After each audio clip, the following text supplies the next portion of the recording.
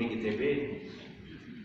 Sebentar lagi kita akan bersama-sama meninggalkan gedung ini, dan esok saudara sudah harus mulai menyiapkan diri untuk langkah karya selanjutnya.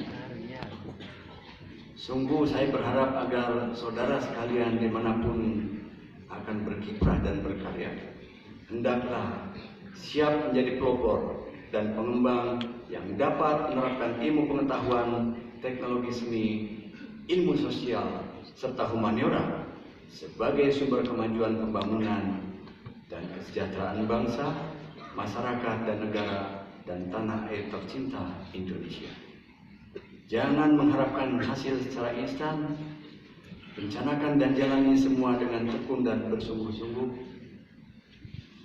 Jadilah saudara-saudara menjadi pemimpin. Pemimpin bukan hanya orang yang punya anak buah banyak. Pemimpin adalah orang biasa yang menghasilkan karya luar biasa.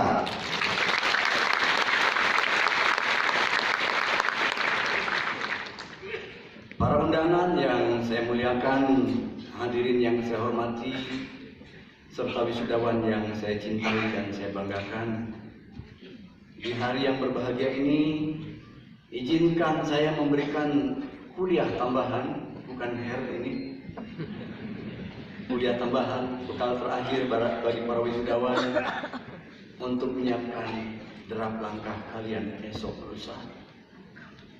Nanti saudara-saudara dapat membaca ulang hal ini dalam buku wisuda untuk meresapi lebih dalam.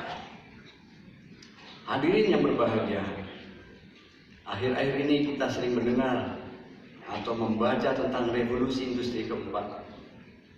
Saya akan membahas hal ini secara singkat sebagai bekal dan hadiah bagi para wisudawan yang saya banggakan. Pada awalnya istilah revolusi industri 4 atau RI4 adalah sebuah konsep proyek strategis pemerintah Jerman terkait masa depan industri mereka. Namun konsep tersebut terus berkembang dan menjadi perhatian dunia internasional. Saat ini baik dengan adopsi keseluruhan ataupun disertai penyesuaian, pihak-pihak yang merasa terkait langsung turut memperkaya hasanah dan mempersiapkan diri dalam menyongsong peristiwa tersebut. Ada beberapa varian konsep dan pemikiran seputar revolusi industri 4. Istilah ini umum digunakan di Eropa dan belahan bumi lainnya, tetapi di Amerika istilah yang lebih mengemuka adalah pabrik cerdas atau smart factory. Selain itu ada pula yang berpendapat bahwa industri 4.0 bukanlah sebuah revolusi, melainkan sebuah evolusi, karena prosesnya akan berlangsung bertahap dan dapat memakan waktu lama. Bagaimanapun juga, peristiwa ini akan dan bahkan sudah mulai terjadi. Jadi kita semua harus bersiap-siap untuk menghadapinya. Para pakar di World Economic Forum berpendapat bahwa tantangan terbesar terkait revolusi industri 4 bukanlah aspek teknologi, melainkan aspek manusia. Secara khusus, revolusi industri 4 akan memerlukan peran manusia yang cerdas dan bijak di dalam bidang sains, iptek, seni, dan humaniora. Sejarah singkat revolusi industri dimulai saat pemanfaatan mesin uap temuan James Watt tahun 1784 untuk proses mekanisasi mesin di pabrik tekstil. Peristiwa ini dinamakan revolusi industri ke-1. Hampir 1 abad setelahnya, terjadilah pemanfaatan skala besar atas temuan generator dan mesin listrik, sabuk berjalan atau conveyor belt and assembly line mulai diterapkan secara luas untuk proses produksi massal di beragam bidang industri mulai tahun 1870.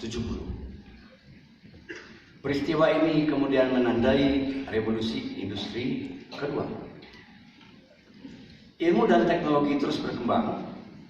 Saat teknologi elektronik, komputer digital, kontrol dan otomasi mulai diterapkan dan pada proses industri di tahun 1969, dan peristiwa ini menandai revolusi industri ketiga.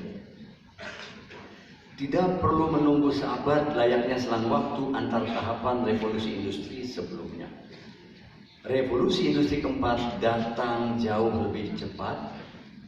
Jika tahun publikasi istilah industri 4.0 di Hanover Fair itu 2011 dijadikan patokan, maka revolusi industri keempat baru dimulai 7 tahun yang lalu.